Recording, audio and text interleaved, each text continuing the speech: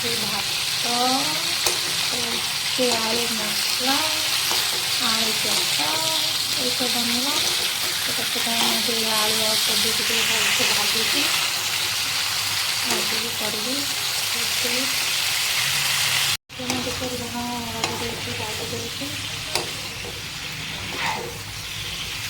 कोबी आलू भजा हो काढ़ी देती मसला कैसे देखिले आम पारा मैंने खायापी खाऊँ मारपिट होती खाऊँ कोबी को काढ़ी गोटे प्लेट रखी एवं तेल पकईकी मसला रेडी करवा अल्प तेल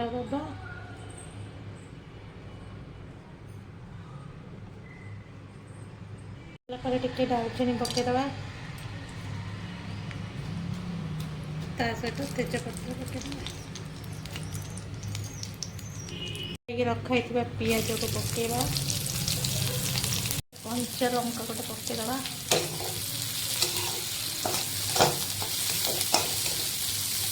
पियाज टे गोल्डन हेल्ले मस्ती पकईवा भजा गला तो टे मसला पकईदबा अदा रसुण पियाज पेस्ट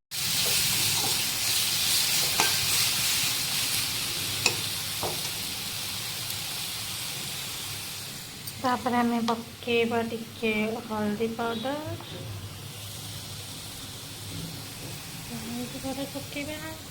तापर टिके लंका गुंड पकेबा तापर टिके मसला पकेबा मीट मसला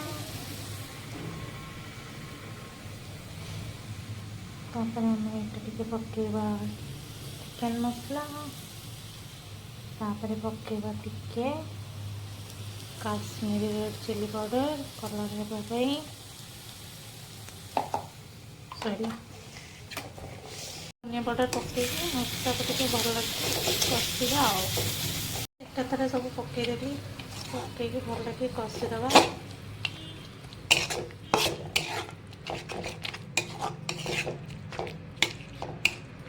टमाटो भी पकईदबा मसला कषि आसला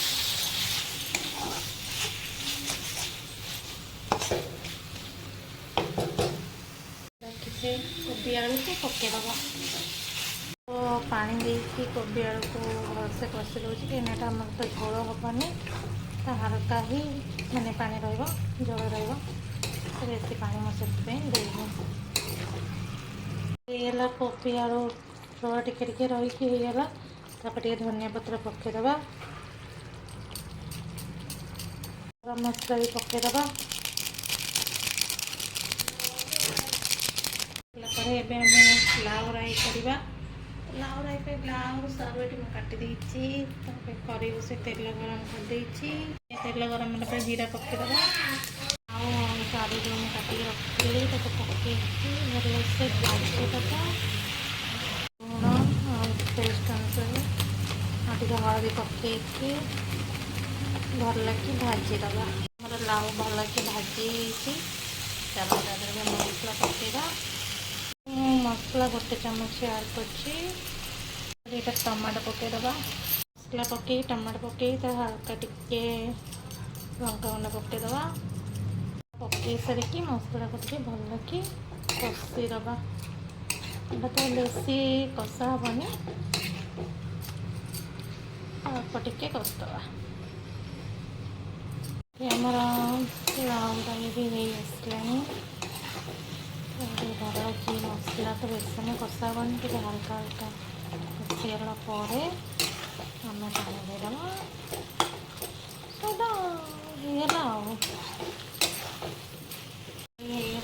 टे पानी देकी सिझापी छाड़दबा टे पानी देकी